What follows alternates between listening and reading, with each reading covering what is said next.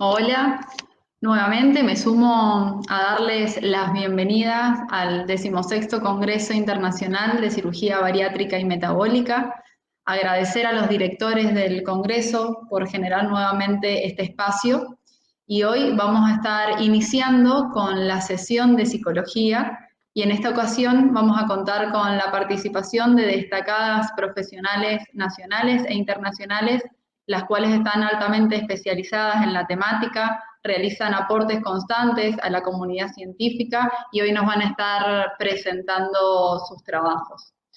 Hoy vamos a contar con la presencia de la doctora Mónica Katz, de Argentina, quien es médica especialista en nutrición, fundadora del equipo de trastornos alimentarios del Hospital Dr. Carlos Durán, directora de la carrera de médico especialista en nutrición con orientación en obesidad y directora de cursos de posgrados de nutrición de la Universidad Favaloro. Es creadora y directora del programa online para prevención de ganancia de peso www.fatfit.com.ar, fundadora y directora del núcleo terapéutico nutricional y del Centro Doctora Katz, asidua colaboradora en medios de comunicación. También vamos a contar con la presencia de la ministra Blanca Ríos de México. Es licenciada en Psicología Clínica, especialista en Psicología Institucional, en Terapia Breve y en Terapia Focalizada. Realizó la maestría en Psicología Clínica y es estudiante del doctorado de Psicología Clínica de la Universidad de las Américas. Fue chairperson del Comité de Grupos Multidisciplinarios de la IFSO Mundial del 2012 al 2016 y es compiladora de 4 libros electrónicos y artículos científicos sobre obesidad, colaboradora en el libro de Sexualidad y Obesidad de Isabel Pérez. También contamos con la presencia de la doctora Vanessa Anger, de Argentina, quien es médica de la Universidad de Buenos Aires, especialista en medicina clínica y en nutrición con orientación en obesidad, miembro titular de la SAN, docente de posgrados UCES, UMAI y Barceló, miembro del Grupo de Comportamiento Alimentario y del Grupo de Obesidad de la SAN y realiza tarea asistencial de obesidad en el Centro CATS y es autora de publicaciones en el tema.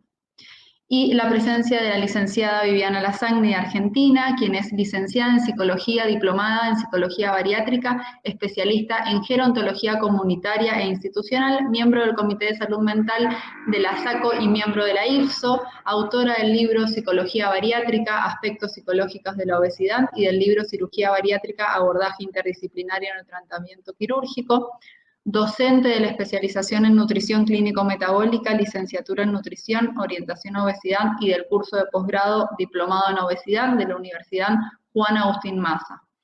A continuación vamos a dar lugar a las presentaciones. Les recuerdo que pueden ir realizando preguntas en el chat, las cuales vamos a responder al finalizar las presentaciones.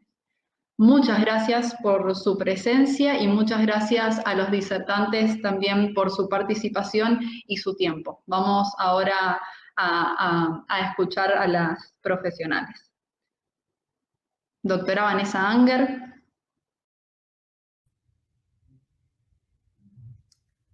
Hola.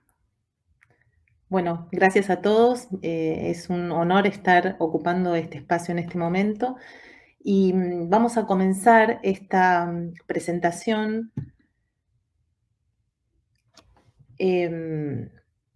hablando de un tema que es está muy en boga y es un tema específicamente fundamental para entender el tratamiento a largo plazo de las personas con obesidad. Específicamente me voy a referir a la evaluación y el diagnóstico del comportamiento alimentario, presentándoles una nueva herramienta de uso clínico que es producto del trabajo de varios años en el tema.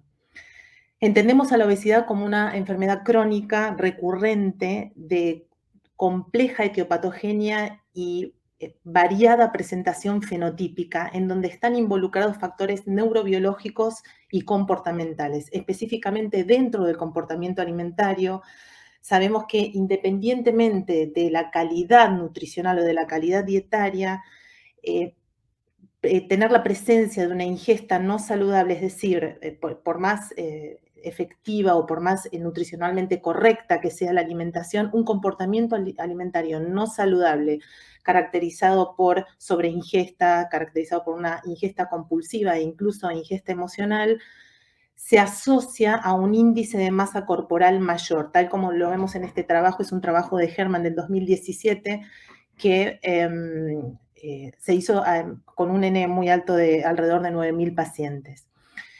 Y ya desde el año 2015, con la doctora Mónica Katz, nosotros nos interesamos en el tema del cómo comer, no solamente el qué, sino el cómo comer, y presentamos este trabajo con pacientes del centro, de un poquito menos de 500, son 480 pacientes, en donde evaluamos la relación entre el estilo de ingesta y el índice de masa corporal.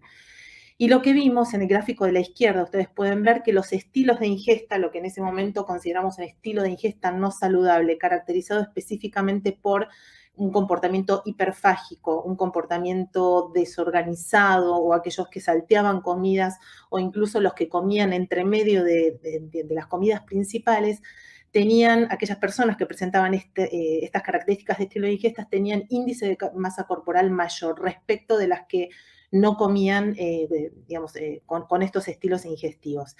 Y con respecto a la ingesta emocional, pudimos observar que aquellas personas que comían en respuesta a emociones negativas, específicamente en presencia de tristeza o enojo, tenían mayor índice de masa corporal, y la diferencia entre comer en respuesta a emociones negativas y no variaba en aproximadamente 2 puntos de índice de masa corporal, o sea, que entre 2 y 3 puntos, lo cual en muchos pacientes llega a ser alrededor del 5%. Entonces, existen comportamientos en relación a la alimentación que se agrupan, y esto gestiona variables de comportamiento alimentario. Estas variables específicas van a determinar lo que es un concepto muy en boga actualmente, que es el fenotipo, y la particularidad de estos fenotipos de comportamiento alimentario es que se asocian a índice de masa corporal. ¿Y por qué es importante esto? Porque la caracterización de los fenotipos orienta a mejores resultados. Entonces, un fenotipo, específicamente para definirlo y hablar el mismo lenguaje, un fenotipo conductual es un patrón o rasgo de ingesta que incluye componentes motores, cognitivos y lingüísticos particulares que pueden ser observados. Y específicamente un fenotipo de comportamiento alimentario es un constructo multidimensional que está integrado por procesos con características operativas propias, que incluye diferentes manifestaciones conductuales en relación a la ingesta. Entonces, el objetivo nuestro delante del paciente y en la consulta en general es identificar estos comportamientos, estos fenotipos de comportamiento alimentario, para mejorar las intervenciones en el manejo del peso corporal. Un trabajo bastante emblemático es este de Acosta, que muchos conocerán, del año pasado, en donde alrededor de cerca de 450 pacientes, ellos evaluaron en base a saciedad, saciación, medición de tasa metabólica de reposo, gasto energético, actividad física y estilo de ingesta. Específicamente midieron ansiedad y midieron hambre hedónico, y caracterizaron 4 subfenotipos o 4 fenotipos, de obesidad, y específicamente a cada uno de ellos le indicaron un fármaco en particular, ¿sí? Por ejemplo, los caracterizaron como intestino hambriento, como cerebro hambriento, ingesta emocional y quemadores lentos.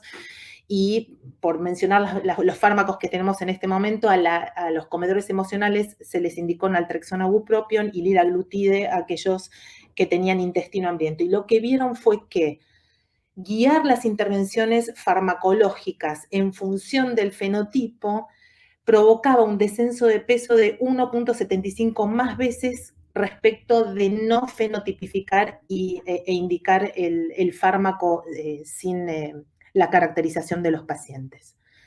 ¿Con qué herramientas contamos actualmente para la evaluación del comportamiento alimentario? Por mencionar algunas de las que ustedes más conocen, el DBQ, el de los 3 factores, o específicamente aquellas que evalúan algún comportamiento en particular, como el trastorno por atracón o la escala de Conceição, la de Grading, ¿no?, tan utilizada en cirugía bariátrica. Todas estas escalas comparten 2 características: o son muy extensas, ya las conocen, ¿no?, de entre 30 y 50 ítems, o tienen una especificación parcial, con lo cual tiene una nula aplicabilidad en la práctica clínica, en la práctica asistencial. Es por eso que con la doctora Katz iniciamos el estudio y el abordaje de la investigación de una herramienta que les permitiera a aquellas personas que no están, a aquellos profesionales de la salud que no están tan familiarizados con el trabajo sobre el comportamiento alimentario, detectar desregulación alimentaria, sería estilo de ingesta no saludable, y a su vez las subescalas o los subfenotipos que se presentan, o las características particulares de los pacientes que presentan desregulación alimentaria. Este es el primer trabajo que presentamos en la revista de la Sociedad Argentina de Nutrición, donde a esta escala diseñada confirmamos la validación interna, la validez de criterio. Y recientemente, en el último volumen de la revista de Nutrición Española, publicamos la validación externa de la escala de fenotipos de comportamiento alimentario. Entonces, es una escala autoadministrada que se le aplica al paciente, que está diseñada para el uso clínico, para la práctica cotidiana y que tiene como finalidad diagnosticar fenotipo de desregulación alimentaria y los subfenotipos específicos de comportamiento ingestivo.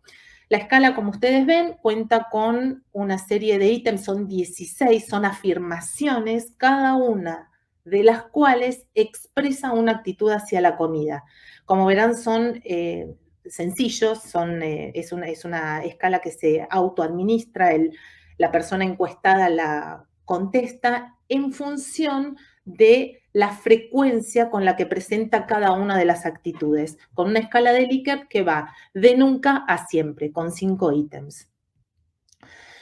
¿Qué fue lo que vimos? Vimos que los comportamientos alimentarios se agrupan en clústeres y estos clústeres son los que van a determinar el subfenotipo. Específicamente, las afirmaciones obtenidas se caracterizan en un fenotipo desorganizado o un clúster de desorganización, uno de ingesta compulsiva, otro de ingesta hedónica, el hiperfágico y aquel, en este caso vimos asociación de la ingesta de picoteo con ingesta emocional. Y como pueden observar, cada uno, tanto la escala total como cada uno de los subfenotipos correlaciona con índice de masa corporal en una forma estadísticamente significativa. O sea que es una escala que tiene validez de constructo y validez externa por el índice de masa corporal. Entonces, la forma general determina desregulación alimentaria y a su vez puede caracterizar esta desregulación alimentaria en cada una de las características particulares. Entonces definimos los subfenotipos de esta escala, que son el picoteador emocional, está definido como aquella ingesta no planificada, repetitiva, que se produce entre medio de las comidas principales y que está disparada por estados emocionales por lo general negativos. El otro perfil es el hedónico, aquel que desencadena ingesta por placer y no por hambre homeostática y sobre todo en respuesta a señales externas. El fenotipo compulsivo, en el cual existe una ingesta, digamos, de comida con mucha velocidad en cortos periodos de tiempo y asociado sobre todo a sensación de descontrol. El hiperfágico, en el cual se repite el plato o tiene porciones grandes, y aquel desorganizado, que es el que tiene ausencia de un patrón organizado entre comidas y colaciones. ¿Cómo se puntúa esta escala? Es sencillo, en realidad a cada una de las preguntas, o sea, cada uno de los fenotipos corresponde a un número particular de preguntas, ¿sí? Entonces, el fenotipo hedónico corresponde a la pregunta 5, 8, 12 y 14, y así con el resto. Las encuentran aquí marcadas, están en la publicación también, en la revista de Nutrición Española la pueden encontrar. A cada uno de estas afirmaciones o de las frecuencias con las que se presenta la actitud se la puntúa entre 1 y 5.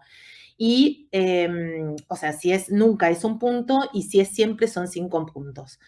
Se realiza la sumatoria de las respuestas y en esta, una vez obtenidos los puntajes totales, se pueden buscar en esta tabla, en la cual van a encontrar un puntaje total que va a hablar, cuando es arriba de 49, va a hablar de una desregulación. Ese paciente tiene un fenotipo comportamental que impacta seguramente en además de su estilo de ingesta, en su peso corporal, y se pueden definir específicamente cuáles de los comportamientos deberán ser abordados en forma más dirigida. Para ponerlo en una forma práctica, digamos, cómo sería la aplicabilidad clínica, ¿no? Les traje un caso que es un caso del centro. Este es un paciente de 47 años que consultó por reganancia de peso. digamos, como habitualmente realizamos el examen físico, los antecedentes personales, el examen físico, valoramos el fenotipo, en este caso tiene un fenotipo metabólico con una insulinoresistencia y, dislipemia, y le realizamos la escala de fenotipos de comportamiento alimentario. Esto fue en junio del 2021, que fue la consulta inicial, y lo que vemos es que tiene un fenotipo comportamental de desregulación, tiene arriba de 49 del EFCA total, y específicamente el fenotipo hedónico, desorganizado y compulsivo son los que llevan, digamos, la posta en cuanto a su característica ingestiva.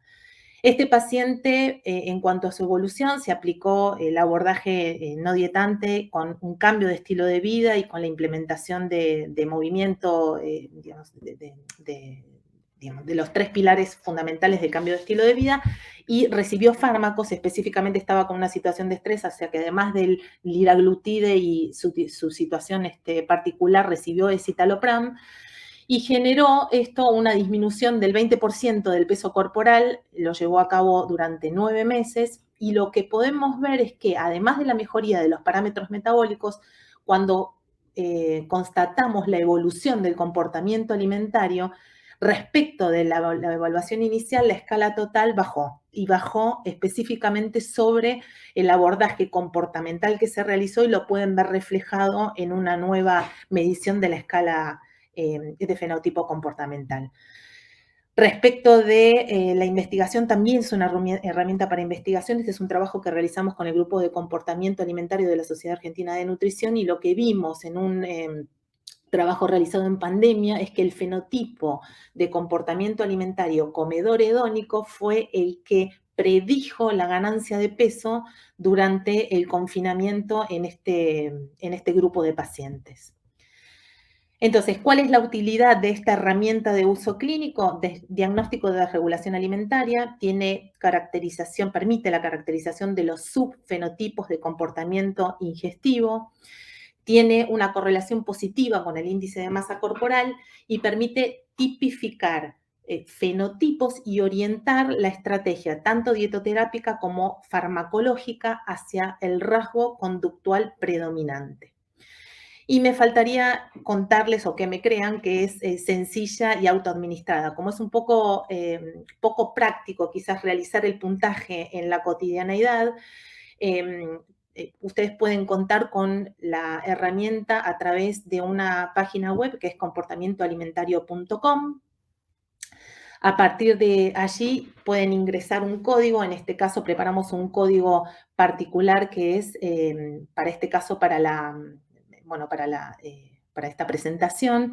Y entonces, como ustedes pueden ver a continuación, estamos en presencia de la escala todo desarrollada. Entonces, cada uno de las afirmaciones cuenta con su escala de Likert, y el encuestado puede ir refiriéndose en función de la frecuencia con la que presenta cada una de estas actitudes. Una vez que terminan las 16 preguntas, como verán son muy sencillas, se envía este resultado y automáticamente recibe la categorización del puntaje total y específicamente de cada una de las subescalas, y si así lo desean se pueden descargar en un PDF y ahí está. Y se puede imprimir y puede ingresar con eso a la consulta. De esta manera, esto permitiría agilizar un poco más y la idea es continuar. A ver si podemos avanzar un poquito. Ahí está, en la siguiente. La idea es que el paciente, antes de ingresar a la consulta, así como está evaluado desde el punto de vista general, pueda acceder a través de un código QR que puede estar previo a la consulta con el clínico o en la entrada del consultorio, y ahí generar su encuesta y ingresar en la consulta ya con la evaluación, o por lo menos con una preevaluación que después podrá ser más dirigida por el profesional tratante. Aquellos que lo deseen, si así les interesa, pueden a través de este QR o ingresando en comportamientoalimentario.com tener el acceso totalmente gratuito para que puedan tenerlo con sus pacientes y les sea, espero, de utilidad. Muchas gracias.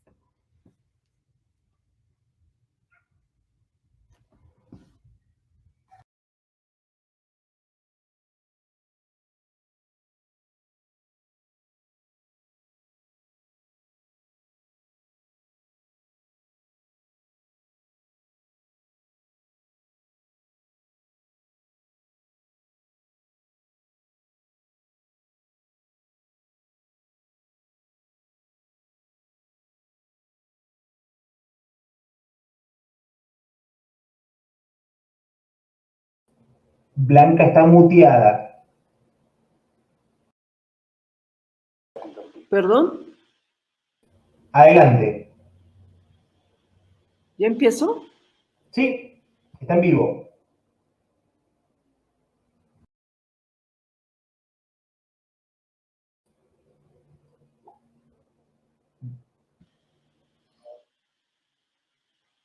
Hola, ¿qué tal? Vamos a iniciar con el tema. Ok. Lo que pasa es que no veo mi presentación. Ok, gracias.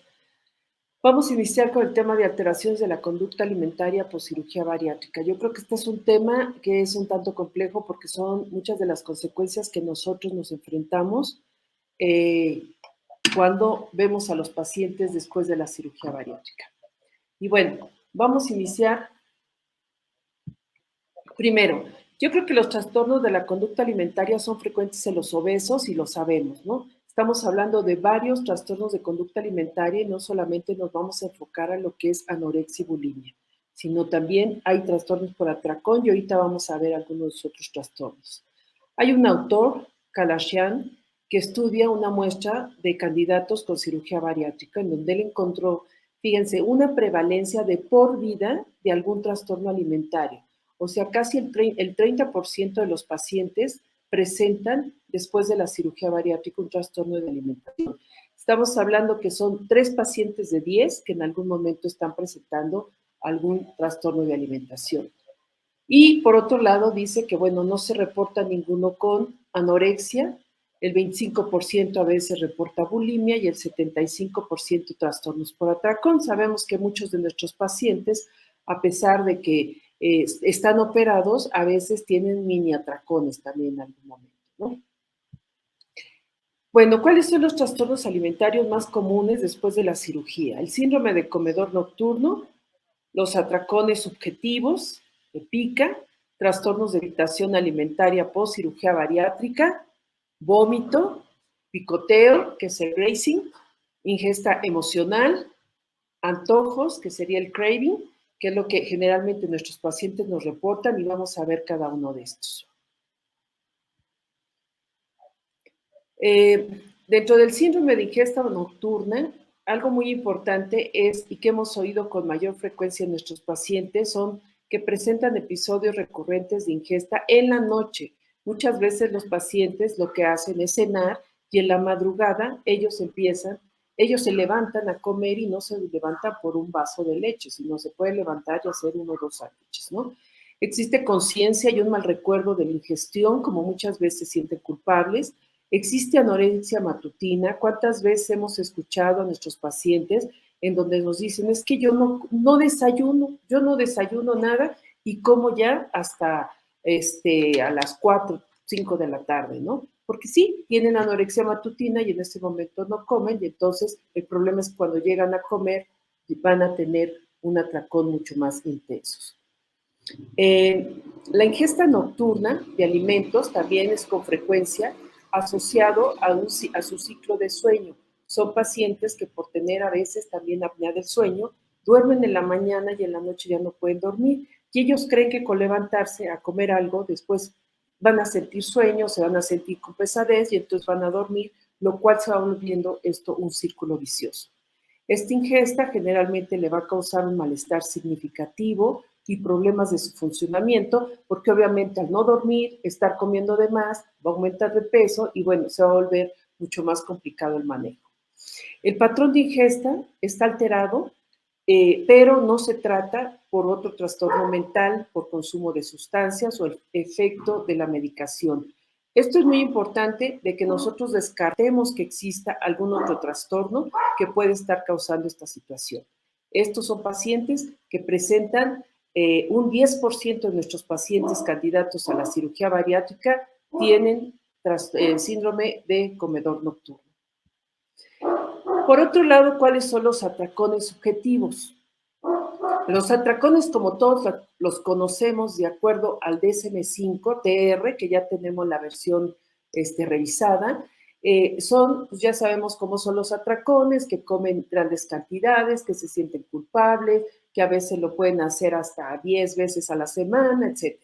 Bueno, después de la cirugía bariátrica, ellos mismos, como se sienten obligados a disminuir las cantidades de alimento, bueno, comen poco, pero puede llegar un momento en que ellos mismos dicen que hay antojos que sabemos que no se deben presentar y por lo tanto empiezan a tener estos mini atracones, ¿no? Son subjetivos porque ellos dicen, es que yo como poco y ellos creen que no son atracones, pero en realidad sí están comiendo una ingesta mucho más alta. Los pacientes reducen su peso, van reduciendo el peso después de la cirugía bariátrica, existen estos atracones y va a haber una sensación de pérdida de control de la ingesta. Ellos después de la cirugía están como muy bien portados, comen adecuadamente, comen sus porciones pequeñas, pero empieza a haber un poco de descontrol. Mucho, y lo que acaban de platicar la ponente anterior, es el hecho de este desorden que hay en su conducta alimentaria y que en muchas ocasiones también van perdiendo los horarios, van perdiendo esta rutina que antes comían después de la cirugía a sus horas o que tenían algunas colaciones, se va perdiendo este control y entonces empiezan ellos a tener esta pérdida de control, entonces hay ingesta. Y en algunas ocasiones se presenta el vómito y que en general es para evitar esta reganancia de peso. No estamos hablando de una anorexia, simplemente el mismo paciente. Y yo creo que muchos de ustedes han escuchado que hay pacientes que dicen, es que yo siento la comida hasta acá, o siento como si mi estómago, me decía una paciente, yo siento como si mi estómago hubiera quedado aquí arriba, ¿no? Entonces, ¿por qué? Porque está comiendo de más, está teniendo atracones y por lo tanto ellos creen que es por el estómago tan pequeño que están comiendo pocas cantidades. Como yo les digo a veces, si tú sientes el alimento acá, o acá, es que estás comiendo de más. Si hay esa sensación de vómito, es que estás comiendo de más. Y bueno, dentro de estos atracones subjetivos, obviamente se asocia esta pérdida de peso por la cirugía, pero también empieza a haber reganancia por tener esta conducta y esto les va causando un malestar anímico. Por supuesto que empiezan a sentirse ansiosos, deprimidos, enojados. A veces dicen, es que como que ya me estanqué y no sé por qué, pero cuando uno indaga, ellos han tenido estos atracones. Del 16 al 39% de estos pacientes, pues tienen esta pérdida de control y yo creo que todos hemos visto a nuestros pacientes que en algún momento empiezan a comer de más o empiezan a desorganizarse sus horarios. Esta presencia de atracones se asocia mucho a complicaciones que pueden ser como la dilatación gástrica o esofágica y sabemos que el paciente si empieza a comer más, esa dilatación, ese estómago va a empezar a crecer y a veces el paciente no está tan consciente de esta situación. A veces él cree o le tenemos que explicar el hecho de que si come, obviamente el estómago va a crecer o también el esófago va a empezar a entrar más alimento y por lo tanto va a haber reganancia de peso. Por eso en todo el manejo postquirúrgico necesitamos estar muy al pendiente de estos atracones. Otro de los trastornos de conducta postcirugía bariátrica son los PICA, que se asocian mucho con los atracones que acabamos de ver. La mayoría de los pacientes, como tienen esta disminución, pues muchas veces transforman estas conductas a PICA o atracones subjetivos, ¿no? Hay una baja de peso y yo creo que son muy raros los casos, por lo menos yo he tenido solo uno en toda mi vida, que ya tengo casi 20 años trabajando con pacientes con obesidad, uno solamente que cayó en una anorexia. Yo creo que fue un caso excepcional, pero yo creo que afortunadamente no es nada frecuente, por lo menos los pacientes que yo he visto, que tengan un problema como la anorexia o como la bulimia. Quizá la bulimia puede ser un poco más frecuente, pero anoréxicos no. Y estos pacientes, obviamente, se ha visto que los pacientes que tienen un trastorno de conducta alimentaria junto con los pacientes obesos, a veces comparten ciertas experiencias, ciertas vivencias, como por ejemplo, tener mucho miedo a la ganancia de peso, tener mucha preocupación en cuanto a lo que es su cuerpo, haber sufrido en algún momento rechazo de la infancia por su aspecto físico, o utilizar la comida, como sabemos, como para resolver sus problemas, ¿no? Entonces, esto, pues obviamente son detonadores que hacen que el paciente pueda desarrollar con mayor facilidad y sea mucho más vulnerable para desarrollar algún trastorno por atracón o cirugía bariátrica. Por otro lado, también encontramos los trastornos de evitación alimentaria postquirúrgica. Se ha propuesto este diagnóstico en los pacientes que han sido intervenidos de cirugía bariátrica. Este es un cuadro que hizo un psiquiatra brasileño, el doctor Adriano Segal, en donde él pone los criterios diagnósticos tipo el DSM-5, que habla de trastorno de evitación alimentaria post-cirugía. Y que él habla, por ejemplo, en el punto 1, donde él dice que hay una historia previa de obesidad mórbida seguida de cirugía bariátrica en los últimos 2 años. Sabemos que la reganancia de peso empieza a los 2 años o a los 5, más o menos en promedio, y por lo tanto es cuando los pacientes a veces empiezan a preocupar de que están reganando peso, de que regresan a la clínica y entonces ellos mismos empiezan a evitar comer. 2, hay pérdida de peso con mayor velocidad que lo usual, porque sabemos que está asociado a esta técnica quirúrgica al momento del diagnóstico de los cambios en la conducta alimentaria. Uso de estrategias purgativas que pueden ser pacientes que ya usan algún laxante, algún medicamento o se restringen de una manera exagerada y excesiva que está asociada, por ejemplo, a que puedan desarrollar un trastorno por atracón o que puedan tener estas restricciones de que ellos mismos puedan provocarse el vómito, ¿no? Que haya reacciones de extrema ansiedad o una actitud muy negativa, que haya una actitud de oposicionismo, que en algún momento ellos no quieran ir con la nutrióloga, que ellos tengan miedo a volver a ese peso que tenían en el preoperatorio, que en algún momento ellos eviten ir con ayuda. Entonces son pacientes que en algún momento se están resistiendo a tener la ayuda y por lo tanto quieren bajar de peso, pero por lo tanto están haciendo cosas que no son adecuadas, ¿no? El paciente se niega a estar haciendo algo de exagerado o inapropiado que explique la pérdida de peso. El paciente percibe una ganancia positiva en la pérdida de peso a pesar de la evidencia que lo contradice. Hay una insatisfacción o distorsión de la imagen corporal. Sabemos que la imagen corporal post cirugía bariátrica es todo un tema y que los pacientes viven una insatisfacción y un deterioro importante y que muchas veces el paciente ya está bajando de peso y se siente todavía obeso, camina como obeso, actúa como obeso, se viste como obeso y tiene todavía la sensación de ser obeso. Yo recuerdo un paciente que en algún momento se iba a meter a un elevador y entraba perfectamente, iban como 5 o 6 personas en el elevador y él prefirió esperar otro elevador para poder entrar. Cuando yo le pregunté que por qué no se había metido, me dijo que no cabía.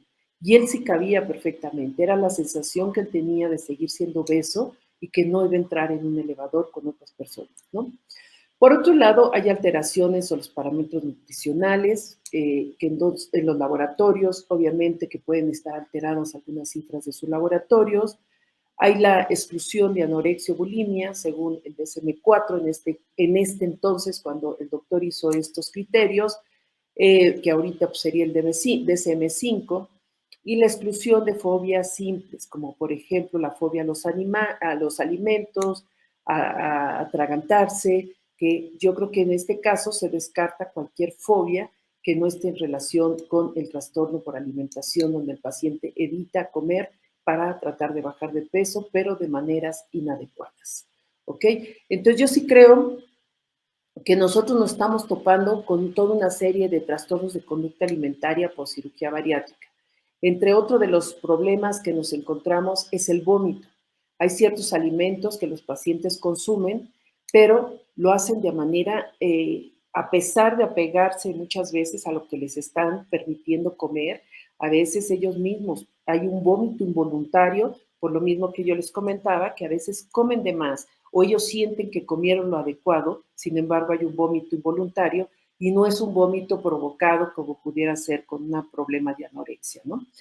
El vómito también obviamente los hace sentir ansiosos y a pesar de que ellos puedan comer alimentos permitidos y las cantidades indicadas, los pacientes reportan que este vómito no es con la intención de perder peso. Ojo, porque esto es bien importante. Si un paciente llega con nosotros a la consulta y nos dice que está vomitando, muchas veces otras personas que no han trabajado con este tipo de pacientes pueden pensar que está desarrollando una anorexia. y a lo mejor el vómito es involuntario, a lo mejor la paciente lo que está pasando es que está comiendo de más, a lo mejor algún alimento le está cayendo mal, pero no necesariamente puede ser una anorexia. Así es que debemos tener mucho cuidado con eso. Y la presencia de vómitos deberá ser cuidadosamente evaluada, como les digo, y determinar si se provoca con la intención de controlar su peso o es consecuencia de la reducción del estómago, que esto también es bien diferente, ¿no? Si el paciente realmente vomita y ya se dio cuenta que eso le puede ayudar para bajar de peso, o es por el problema de la cirugía. No el problema, por la cirugía, que a lo mejor su estómago está muy restringido y entonces le está provocando el vómito. Hay autores que comentan que hay conductas alimentarias problemáticas. Todas las que hemos hablado anteriormente son conductas que quizá nos hemos topado la mayoría de los que trabajamos en esta parte de cirugía bariátrica, pero que son conductas problemáticas, por ejemplo, el picoteo. Sabemos que este picoteo, o que le llaman el grazing, que consiste en una ingesta repetida de cantidades pequeñas de alimentos. El paciente que toda la vida está picando, picando y picando, y que entonces dice que no come mucho, pero todo el día está picando, ¿no? Entonces, esto se ha visto y está reportadísimo en la literatura, que los pacientes que están picoteando tienen más posibilidad de reganar peso a los 2 años que el paciente que a lo mejor lleva su alimentación normal. ¿Por qué? Porque además los pacientes que picotean a veces no tienen esta conciencia de que realmente es una situación grave el estar comiendo todo el día, ¿no? Y a pesar de que coman pequeñas cantidades, ya cuando se suman todas esas calorías, pues a lo mejor ya la cantidad no es tan pequeña, ¿no? Y fíjense, se presenta casi la mitad de los pacientes que tienen cirugía bariátrica y se relaciona con la reducción de peso, de la pérdida de peso y la intolerancia de algunos alimentos. Por eso también es importante ver, uno, cuál es el problema que tiene el paciente como para estar picoteando. Si hay un detonador emocional, si en algún momento el paciente tiene intolerancia a algún alimento, o si el paciente en algún momento lo está haciendo por, según él, perder peso, cuando en realidad puede estar ganando peso. Entonces, por eso es importante indagar qué es lo que le está llevando a tener esta conducta. Y por otro lado, también estas ingestas emocionales o el comedor emocional, que también se considera una conducta alimentaria problemática. Estas conductas por las cuales el paciente come ante situaciones emocionales, ante estrés, ante angustia, ante cualquier presión, a veces alegría. Entonces, hay muchas emociones a veces reprimidas y literalmente se las come. Entonces, es importante evaluar también el paciente por qué después de la cirugía está empezando con una actitud de comedor emocional. Porque puede haber también un detonador, un problema psicológico, puede haber una situación ya de costumbre, una dependencia psicológica que debemos nosotros de valorar.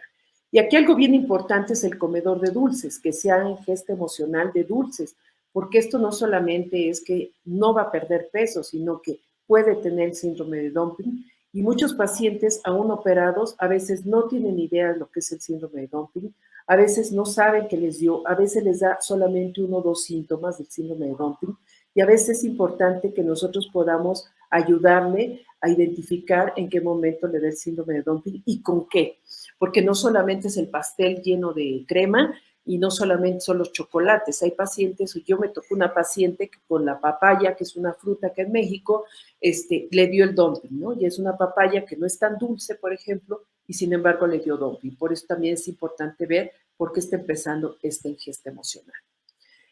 Y otra de las conductas que son problemáticas es el craving, que son intensos impulsos para comer un alimento específico. Se presenta aproximadamente en el 10% de los pacientes con cirugía bariátrica. Pensando, por ejemplo, en un 100%, 10% tienen síndrome comedor nocturno. Otro 10% tienen craving, que es como el antojo. Y otro 20% tendrán a lo mejor el picoteo. Estamos hablando de un porcentaje alto que los pacientes presentan un trastorno de conducta alimentaria post cirugía bariátrica. Por eso es tan importante que nosotros siempre tengamos estos trastornos de alimentación como síntomas de alerta cuando un paciente no está haciendo lo que se le indica y se presentan estas conductas alimentarias. Debemos de poner mucho ojo porque puede haber una reganancia de peso. Este craving yo creo que es bastante común. ¿Cuántas veces hemos oído al paciente con cirugía bariátrica que de repente dice, es que yo tengo antojos, ¿no? Y saber, no es posible que él tenga antojos. Y ahí muchas veces estamos hablando más de una dependencia psicológica, que el paciente en algún momento no ha podido asociar. Y entonces quitarle mucho de lo que hemos hablado constantemente, es quitarle esa emoción a lo que es su alimentación. Entonces, yo sí creo que debemos de trabajar en el postquirúrgico con todos estos, tenemos que evaluar en el postquirúrgico de nuevo todos estos trastornos de conducta porque pueden ser bastante problemáticos y poner mucho cuidado y mucho ojo a estas conductas que son de mayor problema, ¿no? Que es el craving, que es el picoteo y lo que es la parte del comedor emocional. Sabemos que debemos trabajar muchísimo con nuestro paciente en el postquirúrgico y mucho las cuestiones emocionales, que esto es bastante marcado, esta actitud de comer emocional. Por eso yo creo que es importante estar siempre monitoreando estos síntomas. Y bueno, como algunas recomendaciones que pudiera haber, pues ayudar al seguimiento de las normas de alimentación, la actividad física. Sabemos que el paciente que entonces empieza a comer y empieza a dejar su actividad física, pues va a haber también una reganancia de peso o puede desarrollar alguno de estos trastornos, alguna de estas conductas. Fomentar la adherencia al equipo multidisciplinario, reforzando la asistencia a las revisiones, cumplimiento de pautas farmacológicas y dietéticas. Yo creo que esta es toda una tarea que tenemos, que ha sido bien complicado el poder tener la adherencia en todo el equipo multidisciplinario. Sabemos que muchos de nuestros pacientes se van a los 4 meses, a los 6 meses, a los 8 meses, al año, y a veces se van desapareciendo. Y que yo creo que nos falta todavía mucho trabajar lo que es la parte de adherencia. El apoyo para la resolución de la patología psiquiátrica. Si mi paciente está teniendo un problema de depresión, pues hay más posibilidad de que sea vulnerable a desarrollar algún problema de conducta alimentaria, ¿no? Sabemos que se refugian mucho en el alimento, por lo tanto, si está deprimido, si le pasó algo que pueda ser externo a la cirugía bariátrica, bueno, puede también refugiarse en la alimentación, ¿no?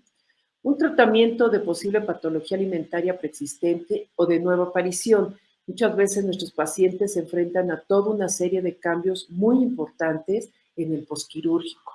El ser atractivos, el ser vistos, la manera de vestir, la manera de comportarse, y que esto a veces les puede causar alguna situación de ansiedad o no saber cómo reaccionar, o en algún momento no saben qué hacer. Entonces, puede haber una reaparición de un síntoma que también se puede convertir en una conducta alimentaria.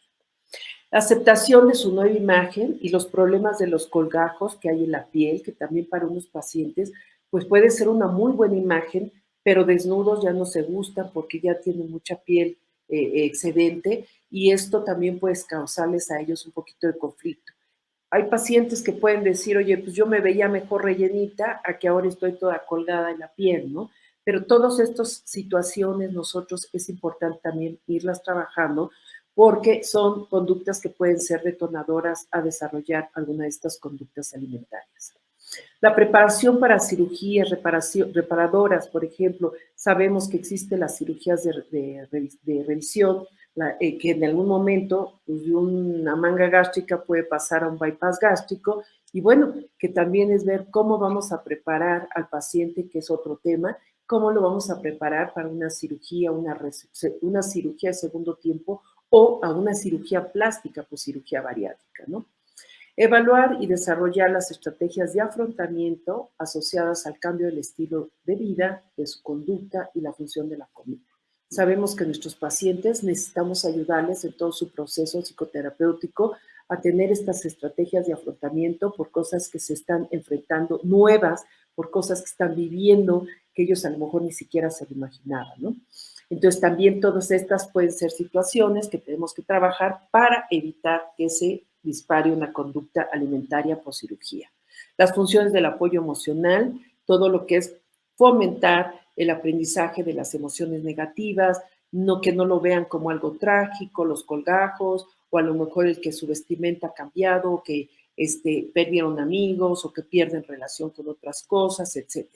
Aceptación de los nuevos roles sociales. Hablábamos también de la fobia social que en algún momento se puede presentar.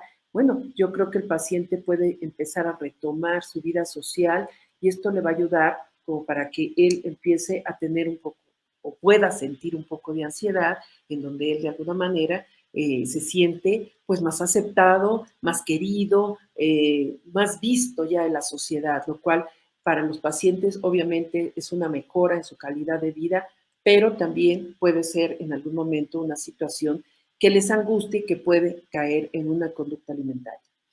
Facilitar la incorporación de los cambios necesarios en la familia. Sabemos que hay familias muy colaboradoras o saboteadoras, que también es importante nunca perder de vista a la familia en todo el proceso de la baja de peso.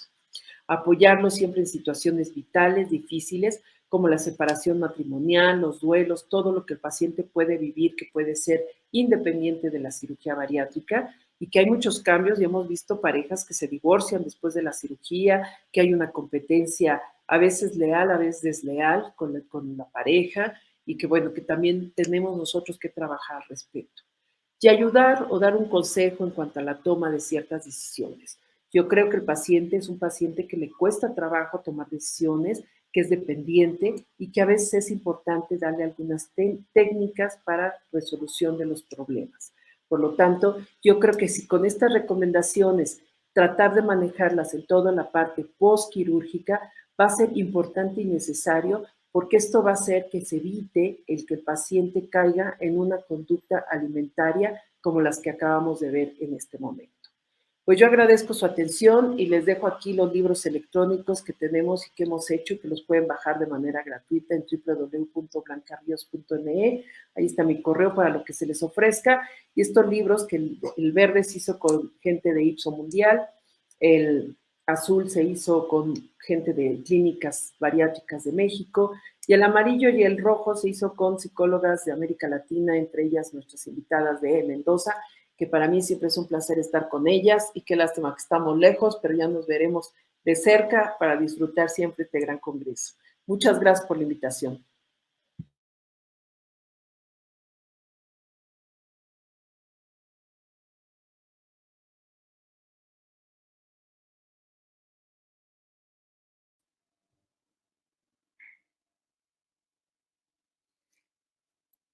Hola, ¿qué tal? ¿Cómo están? ¿Estás por ahí, Viviana o Romina?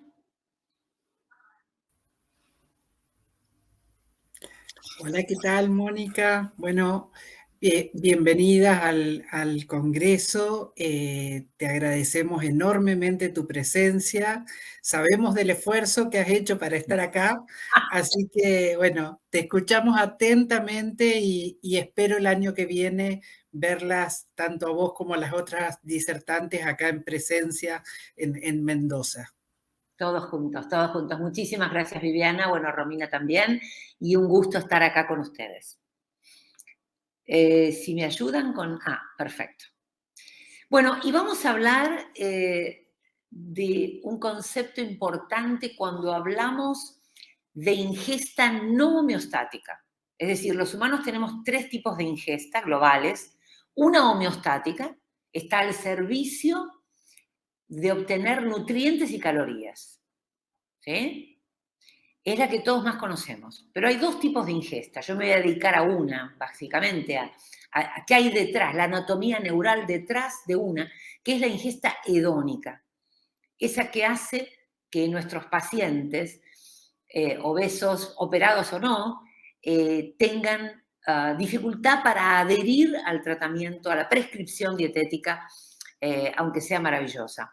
Bueno, luego está la ingesta emocional, de la que recién estuvieron hablando, ¿no? Estaba escuchando detenidamente, muy interesante, a la charla de recién.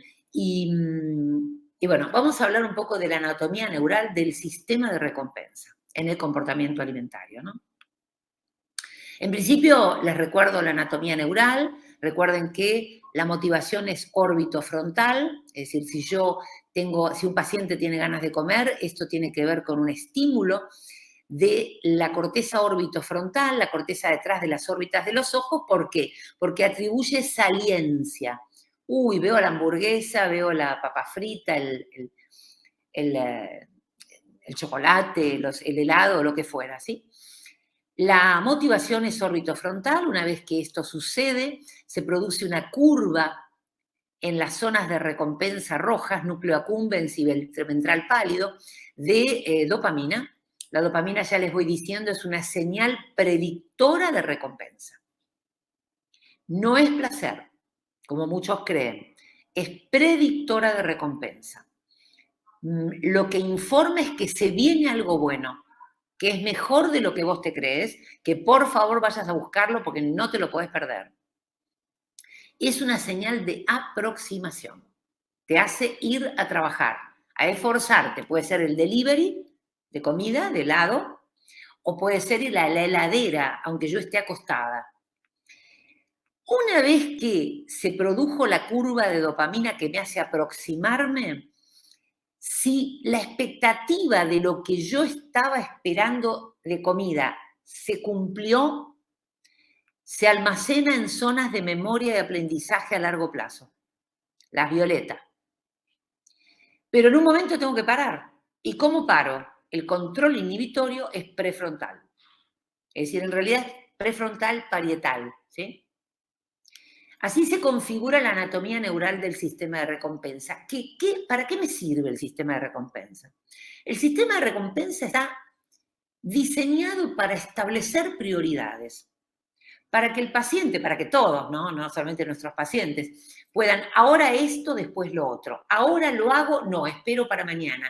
No es la última cena, como después, porque ya que me operé, quiero aprovechar el embale de los primeros años que me explicaron que son buenos para bajar todo lo que podría haber bajado. Ahora, el acercamiento y la evitación son problemas para los pacientes y son, de alguna manera, la base de lo que el paciente va a hacer. ¿Se va a acercar o se va a alejar? Básicamente, recuerden que el acercamiento es dopaminérgico, la evitación es colinérgica, ¿sí? Pero en la recompensa no interviene solo la dopamina, sino que intervienen la serotonina en términos de control de impulsos y humor que acompaña a la recompensa, el estado de ánimo, los cannabinoides, y por último, pero no menos importante, los opioides. Los endógenos, básicamente, estamos hablando de endógenos, no estamos hablando de marihuana, ¿sí? O morfina, que son exorfinas, ¿sí? Estamos hablando de endorfinas. Bueno, la ingesta hedónica es así, funciona muy sencillamente, aunque es complicado para la comida. Todo lo imprescindible para vivir, toda recompensa natural, aumenta ingesta hedónica. Es decir, aumenta, digamos, curva hedónica, ingesta hedónica en este caso. Beber puede suceder con el agua en una tarde calurosa, puede suceder con la comida cuando tengo hambre. También sucede con el abrazo o el sexo, que no tienen que ver con esta... O sí, ¿no es cierto? Las psicólogas podrían decir, las psicólogas saben más de esto que yo, quizá tiene que ver con lo que el paciente hace, ¿no? Así que como dijimos, las recompensas, el agua, el sexo, la caricia, la comida, van a aumentar dopamina, básicamente en el núcleo accumbens, pero resulta que los humanos inventamos recompensas, que son culturales. El cigarrillo, la cocaína, la marihuana, la anfetamina como remedio, también el trabajo, el dinero. Yo siempre digo, imagínense si todavía estuviéramos haciendo transacciones comerciales con sal, no tendríamos el problema del dólar, del euro.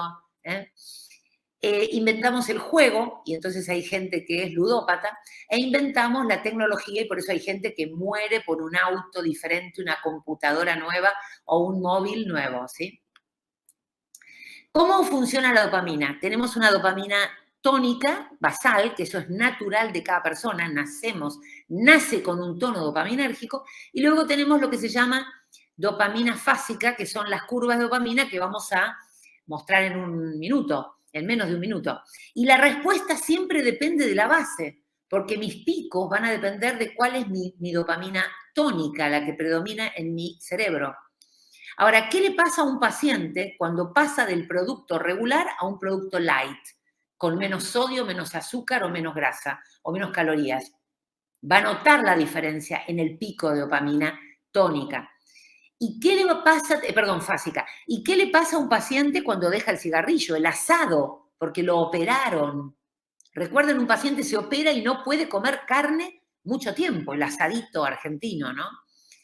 ¿Qué le va a pasar? Esta es la problemática del paciente operado, del paciente obeso, por supuesto. Entonces, la dopamina, fíjense, tiene una curva de alrededor de 1000%, 1000 veces sube la dopamina por efecto de la anfetamina, mientras que solo sube 150% con comida. Digo para los que siguen diciendo, realmente son asombrosos que lo digan, que la comida es peor que la cocaína, ¿no? Así que la comida sube 150% la dopamina, al revés, a diferencia de la anfetamina, que es muy potente. Las anfetaminas que casi no se usan, ¿no? Y fíjense que la comida pierde al lado del sexo, por suerte, por eso la gente no deja de reproducirse o divertirse, y por eso tanta gente después del sexo busca fumar, comer, tomar, no porque quiera más sexo, lo que quiere es mantener su umbral hedónico. Y eso le pasa al paciente que deja de poder masticar un rico bife, o deja de poder comer esa comida preferida porque recién lo operaron. Y esto es lo que hay que trabajar previo y posterior, o quizás hay que aprender a usar fármacos para manejar la ingesta hedónica. Importante tener en cuenta que hay estudios desde hace por lo menos 15 años o más que muestran una relación inversa entre el receptor de dopamina y el índice de masa corporal. Fíjense, a mayor obesidad, menor número de receptores de dopamina. Y se los voy a mostrar en un gráfico que es fantástico de Wang. Acá lo tengo. Fíjense, esto es cerebros humanos, son 30 cerebros superpuestos, no es uno solo. Lo que ven acá son 30 resonancias magnéticas funcionales superpuestos de controles normopeso y personas con obesidad. Coloreadas, marcadas con raclopride. Es una sustancia que se puede usar en vivo, que no es tóxica, y que marca densidad de receptores D2 de dopamina en sectores límbicos de recompensa. A mayor color rojo, más caliente, digamos rojo, naranja, amarillo, más densidad de receptor de dopamina. A mayor color negro, menos. Fíjense cómo el cerebro de los controles tienen intensidad de receptores de dopamina, y fíjense que el cerebro de los obesos, recuerden, son muchos cerebros juntos, tienen muy poco encendido el cerebro. Quiere decir que el cerebro de la persona con obesidad ya tiene una percepción deprimida de recompensa, por eso comen más calóricos, ¿sí? Más allá de que hay personas que nacen con lo que se denomina hoy síndrome de déficit de recompensa. El primero que lo publicó fue Bloom, acá lo tienen para el que quiera buscarlo. Yo pude encontrarme con él, tuve el privilegio de charlar con la gente que se dedica a detectar familias con síndrome de déficit de recompensa. ¿Qué es esto? Son familias que nacieron con menor densidad de receptores, porque son portadores de dopamina, son portadores de este alelo, un alelo 1A1 de este receptor de dopamina. Y fíjense, acá tienen el dibujo. ¿Ven que tienen pocos receptores? Y acá una persona normal nace con mucho receptor. Si yo tengo menos receptor, aunque tenga dopamina, no actúa. Por eso se llama síndrome de déficit de recompensa.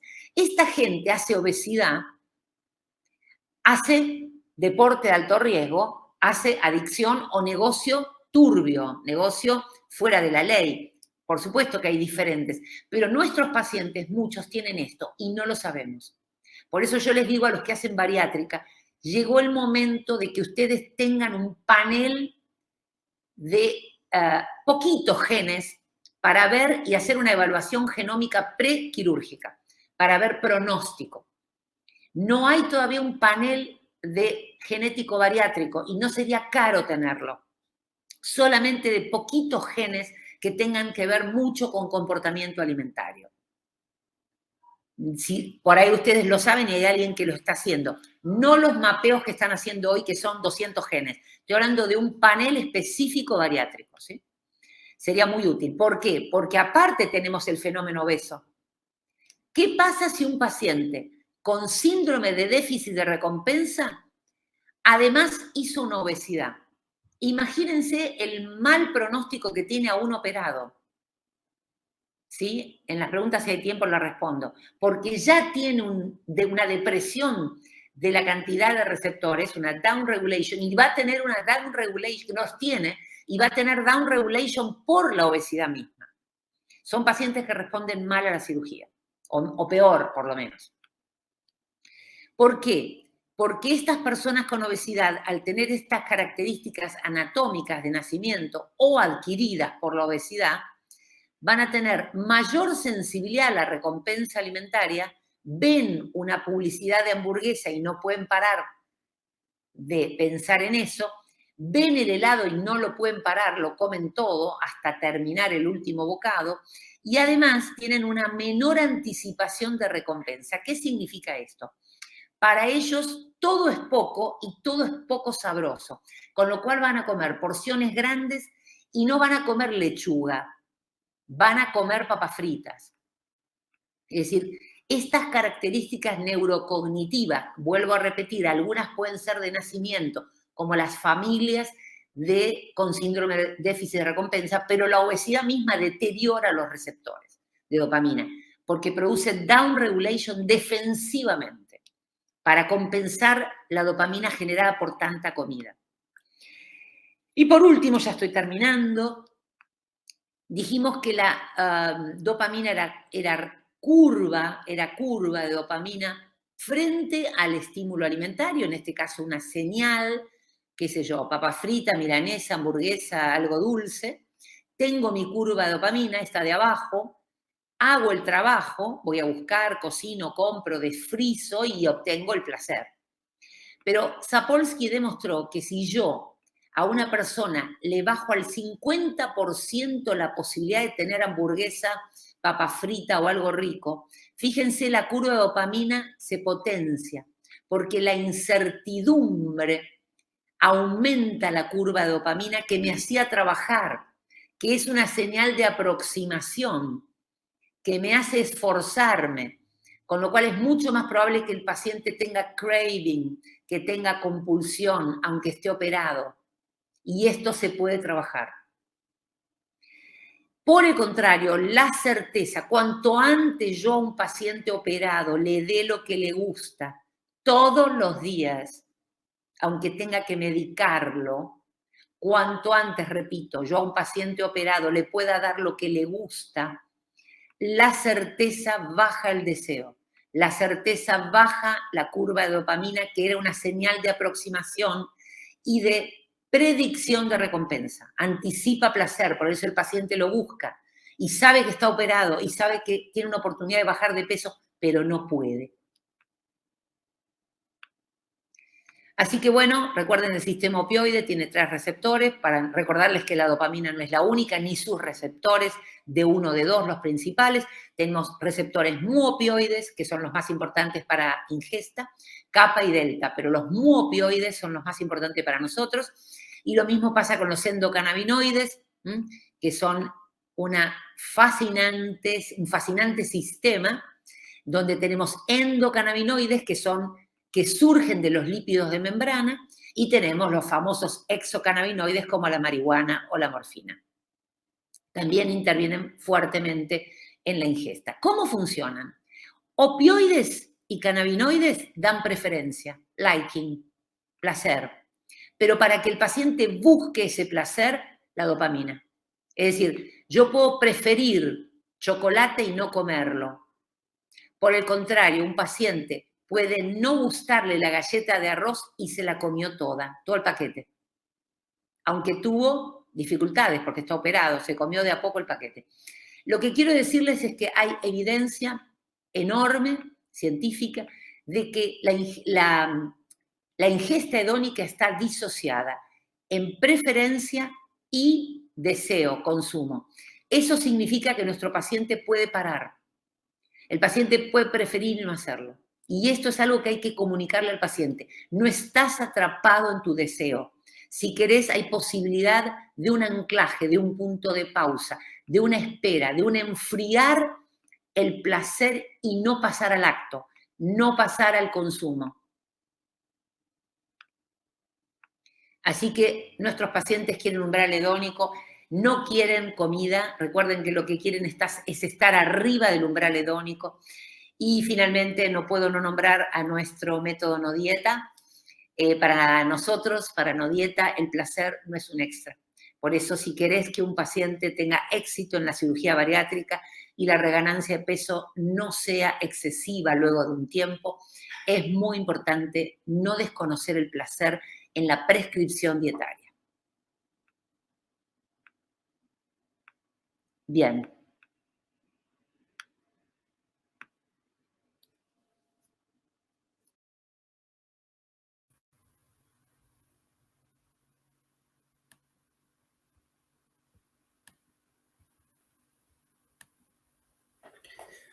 Bueno, muy buenas tardes. Vamos a seguir con la siguiente presentación.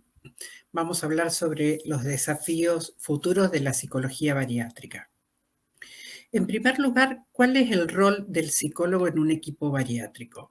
Si hacemos una evolución en el tiempo, cuando se empezó con esta disciplina, fundamentalmente en Latinoamérica, nuestra función era exclusivamente la valoración inicial para determinar el apto psicológico. Hoy ya con un camino recorrido podemos decir que el psicólogo bariátrico interviene en todas las fases del tratamiento quirúrgico de la obesidad.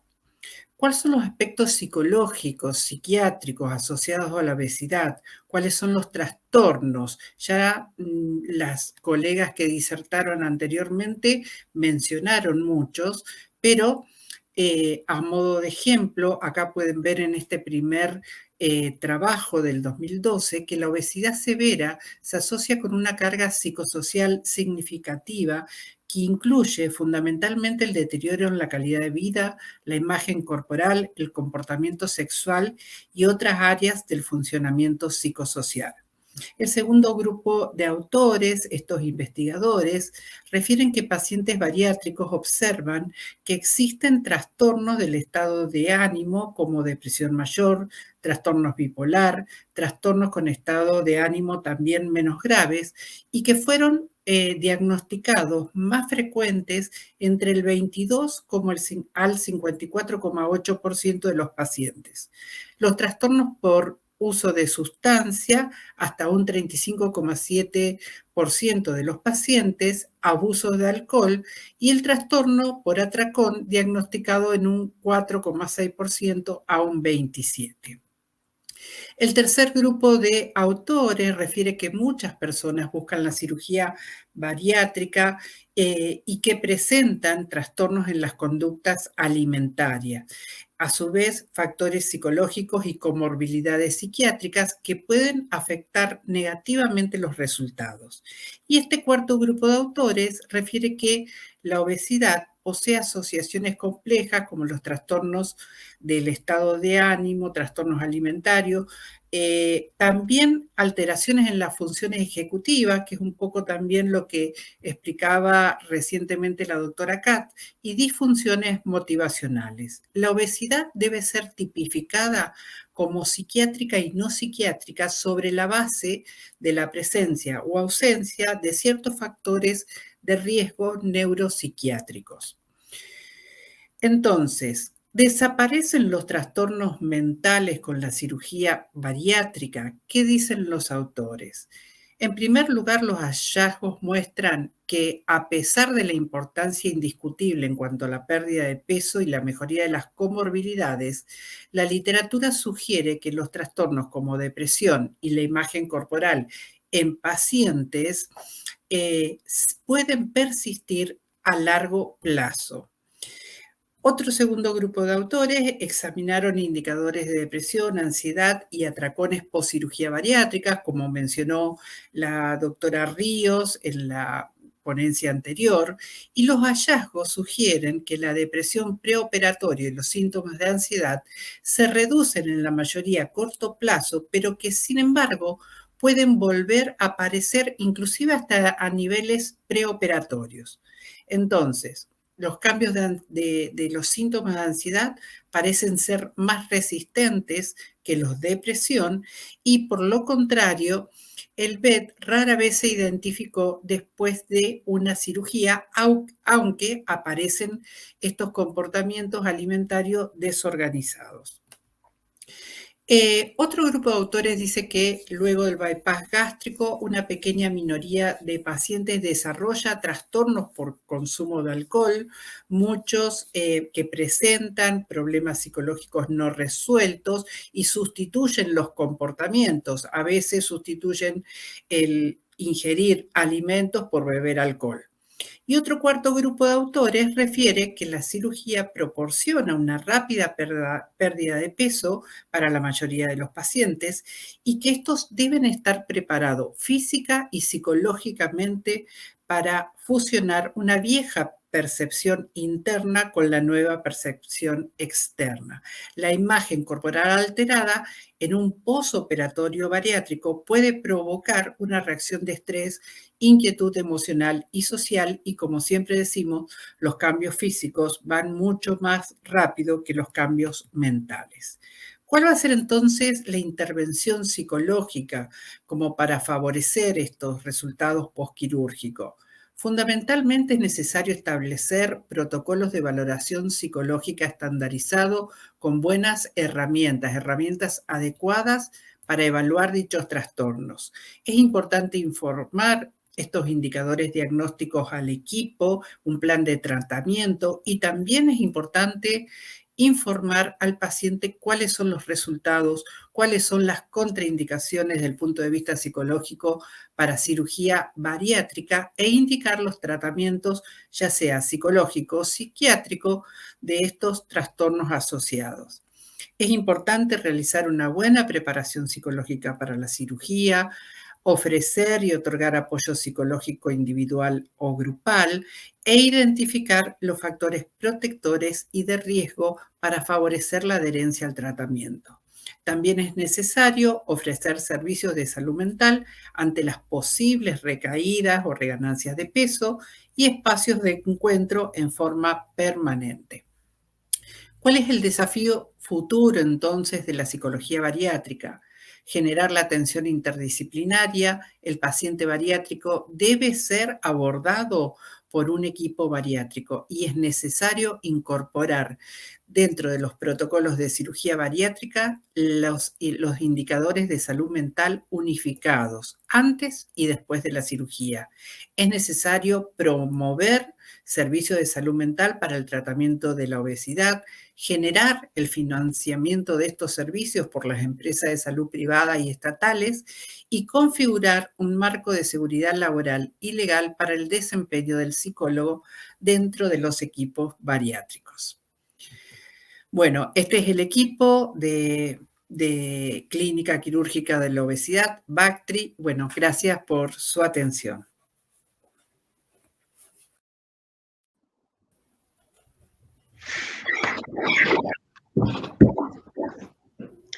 Bueno, muchísimas gracias a todas las disertantes por su participación, por su tiempo, Viviana, Vanessa, Blanca y Mónica. Realmente han sido trabajos muy interesantes que se han ido complementando uno con el otro. Creo que toda la audiencia ha tenido la suerte de poder escucharlas y seguramente quedan muchísimas dudas y ganas de seguir interiorizándose en cada una de las temáticas. Por una cuestión de tiempo y de organización del Congreso, no vamos a poder dar lugar a las preguntas. Sí, insisto en agradecer la participación y el año que viene poder estar de manera presencial en Mendoza y sacarnos todas las dudas en los coffee break que tanto extrañamos. Vamos a dar lugar también a la sesión de cirugía y bueno, muchísimas gracias a las disertantes.